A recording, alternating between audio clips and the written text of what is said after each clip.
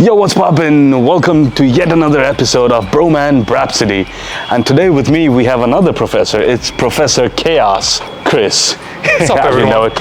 And he's the guy who let us unbox his V2 Bayless. And now we have a 2014 Ducati Hypermotard SP. And in today's episode, we're going to talk about the bike, see some of its cool features.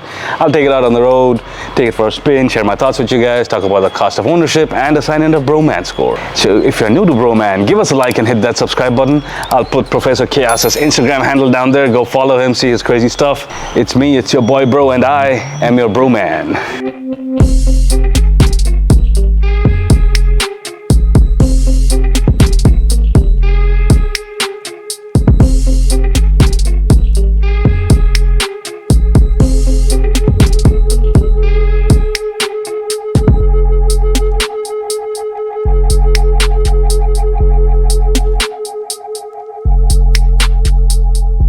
With the success of the supermoto class motorcycles in the early 2000s, mid 2000s, Ducati decided to enter the fray, and in 2007 they announced the Hypermotard.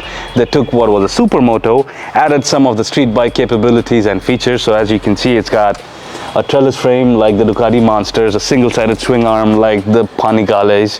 It's got ABS, traction control, riding modes, but it also sits much higher, sits weirder. And I've owned like standard street bikes before, like the Ducati Monster and the Triumph Bonneville T100 I've had. This is way different. First of all, I'm 6 foot. This thing is tall for me, okay? I've never been on a bike before that feels tall.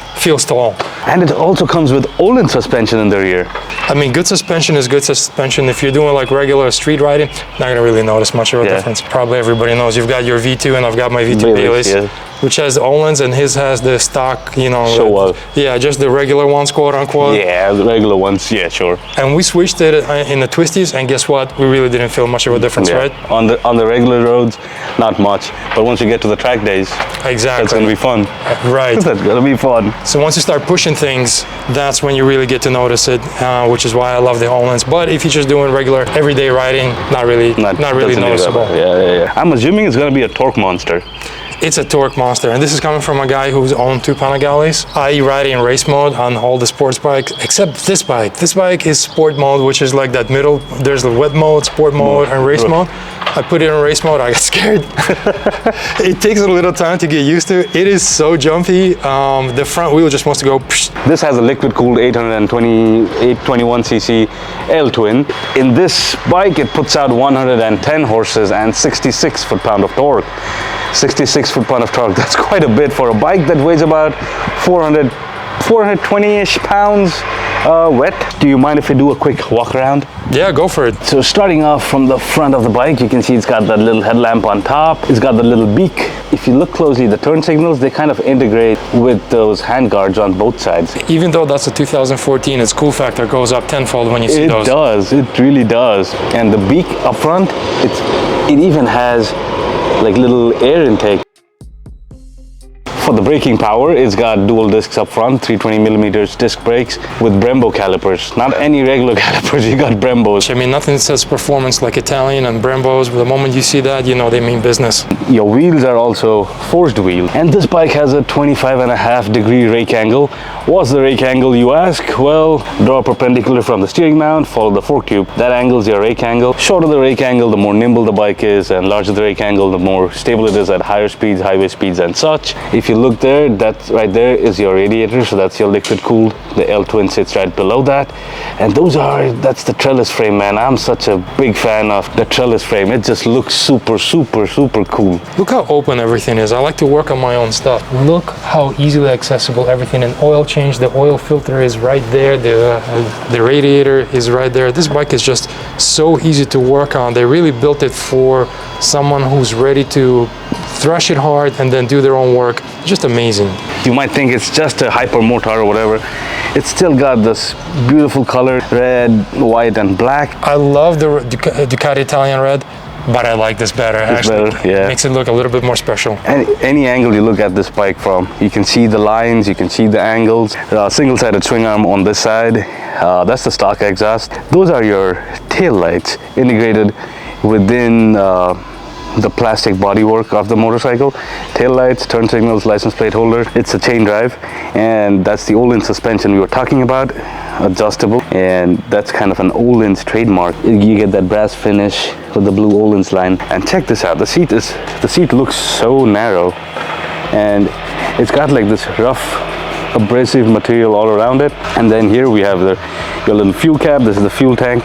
It looks like a super narrow fuel tank, but this has a 4.2 gallon fuel tank. So for your handlebar controls, this is pretty basic on this bike. It's not meant to be super complicated. You have your high beam, low beam up top. These buttons, up and down arrows, are for your menu. Turn signals, hazard horn on the left side, and on the right side you have your kill switch. And once you slide it up, there's your starter button. That's pretty much it. No keyless ignition for this bike. You'll have a key that goes in. So if I were to be super picky about something that I don't like about this bike, it's gonna be the brake fluid reservoir. Why is that? It looks like those little drug test things you go to pee in. That's exactly what's in there. Right before you came in, that's exactly what I did with it. You know, a lot of Ducatis, you'll see the tricolore, the three colors of the Italian flag. That's the Ducati key. Pretty simple, not much to it. Slide it in, turn it around, and boom. So this is the TFT screen. This is the little display screen we have here. You have lights here for left turn signal, check engine, neutral, ABS, low fuel, high beams, engine oil, and right turn signal. And over here is your little display. You have your tachometer, speedometer, engine temperature if it's low or whatever, and these are your riding modes. Currently it's at wet mode. To toggle through stuff here, you're going to use the up and down. To change the modes here, we're going to press this button. You press it once, it shows you the different options. It's at wet. Press it again, it'll go to race. Press it again, it'll go to sport. To change it, you got to press and hold it for a few seconds, and there you go. You're in sport mode. Your traction control is at 3, your ABS is at 2. And now if you wanted to play around with the menu, you press the button on the top, it gives you outside temperature, time, engine temperature. If you play around with the button at the bottom, it changes, it'll give you your fuel economy, your average speed, your trip time, total trip time, and your total miles, trip 1 and trip 2. The front suspension, that's adjustable. Yep. You're right. And look how easy that is. It's like right there once you turn the handlebars. And anytime I think I see a Ducati, I gotta ask you, did you happen to get it from the other professor and Motorcycles of Greensboro by any chance? I actually had it serviced there, and I got my warranty from them. I always deal with them when it comes to Ducatis. They're super friendly, they're super knowledgeable. They're not the type of dealership that's kind of like, well, let's get every dollar we can out of him, you know. We actually come there to hang out because they're so friendly. So they did a great job of servicing this bike, and I really appreciate the warranty, but they're just great guys. I love them there. They're amazing. I love the professor. He is the best, he's the really. He's the best. And Troy, the lead tech for Ducati, oh my God, he's a wizard, man. He's a wizard. Yeah, Troy, if you're watching this, professor, thank you so much. You guys are pretty awesome. I enjoy being there every time I'm there. Yeah, and you don't have to pay him $20 for saying that. It's a lot more than 20, but yeah. But yeah, so yeah. Well, thank you so much, Professor Chaos. Do you happen to know what time it is? Oh yeah, ride o'clock. It's ride o'clock, brother. Thank you. Enjoy, man. Let's go. Well, if you're new to Bhroman, give us a like and hit that subscribe button. We put out content every week, and your support would mean a lot. Start off with our first test. Let's make a couple of U-turns and see how this puppy maneuvers, shall we? Short wheelbase, lightweight. U-turns are no problem whatsoever. You can keep doing these all day. Which means it's time to do our second test. Let's do our pull test. I already have it in race mode.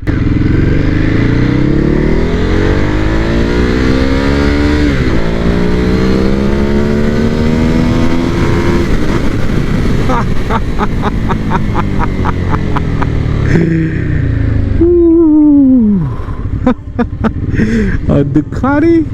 Yeah, it's a Ducati. A Hypermotard or not, it's still a Ducati. All it wants to do is go fast. Oh.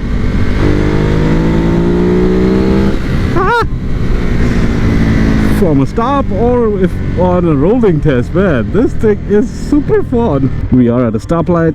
Let's see if we can find neutral. Ducatis are notorious for not from this era used to be notorious for false neutrals, but now found it not a problem. So I'm stopped at a red light. I can flat-foot it very easily with one foot. If I go both legs, I'm on my tippy toes. Let me go ahead and change the mode to, let's go into sport mode. Close the throttle, that should engage it, yep. Alright, so first impressions of this bike. First things first, you are sitting up high. Like, check out that SUV. I'm higher than that level of that SUV on a motorcycle. Wow. Secondly, you're sitting up straight, you're sitting upright. That puts you right over these handlebars. These are the wide handlebars, so it helps you throw the bike around. And yeah, love that.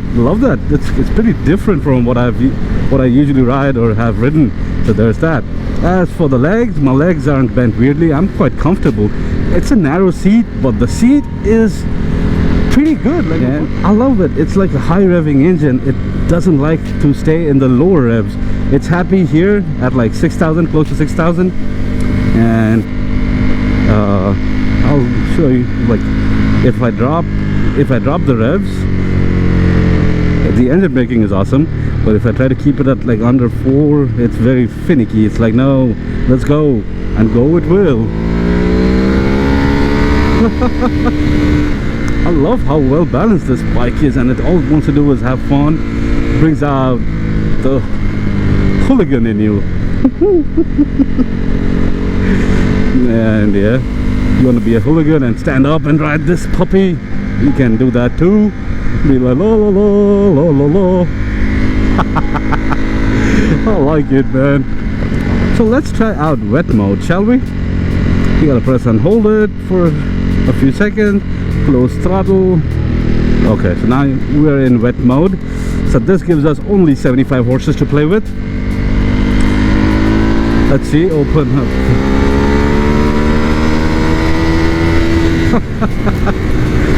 Even with only 75 horses, it's plenty powerful. So with in wet mode with only 75 horses, you have about as much power as a stock Ducati Scrambler that has about 74 horses, so you're right about there. But since it's a Hooligan bike, it doesn't care. It doesn't care if you've got 75 horses or 110. It's still gonna act a fool. Is this a good bike for commuting? I think so, if you're okay commuting with a backpack.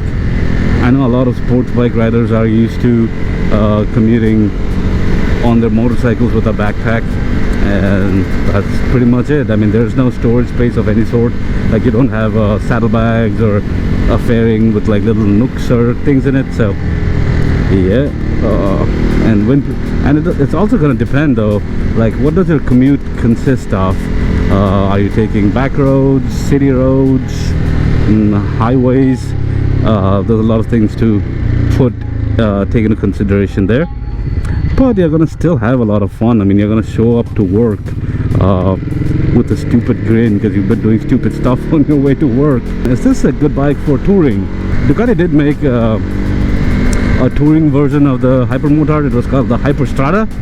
I think that had a little bit of a windshield here, like, and travel bags on the sides. But this one, I mean, I think you could still go touring on nicer days for 100 miles, couple of 100 miles or whatever, but maybe not on the highways, because the amount of wind I'm getting, and I'm just on the back roads, on the local roads here, I'm getting a lot of wind, which is not bad on a nice cool day. But on highways with like big semis and bigger trucks and cars going past you, I don't know, I don't think this could be great for touring if you're taking highways. But if you're gonna take back roads and act a fool all day, yeah, why not? You could do a couple of 100 miles easily. I mean, when I first saw pictures and I thought about it, I'm like, yeah, this is probably gonna be a fun around town bike, which it is, but it's surprisingly quite comfortable. Is this a good bike for beginners? Yeah, no. Nope. Even in wet mode, where it's supposedly it's just putting out 75 horses, if you twist the throttle, it's really doing some ridiculous speeds. So definitely this is not a bike for beginners at all. Well, what about the cost of ownership?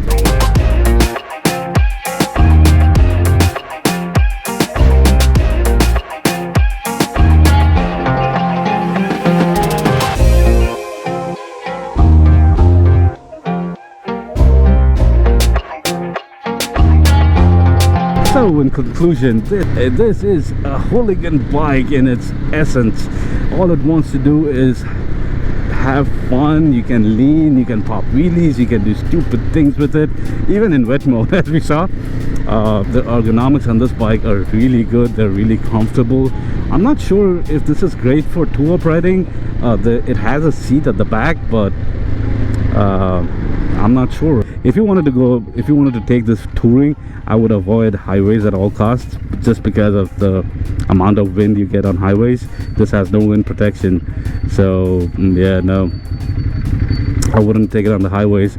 This would be great for commuting in and around town, or even if you're touring and taking the back roads for a couple of 100 miles, you're gonna have a blast. You're really gonna have a blast. But this is the bike. This is a bike for the hooligan. If there's even an ounce of hooliganism in you, I'm pretty sure this bike is gonna really tickle your fancy, float your boat, hit the spot, whatever you might want to say. This is gonna be great. And if you're not quite sure, head on down to your closest Ducati dealer and take one out for a spin. Well guys, thanks for watching. Keep your knees in the breeze, and I'll see you soon. Bro out.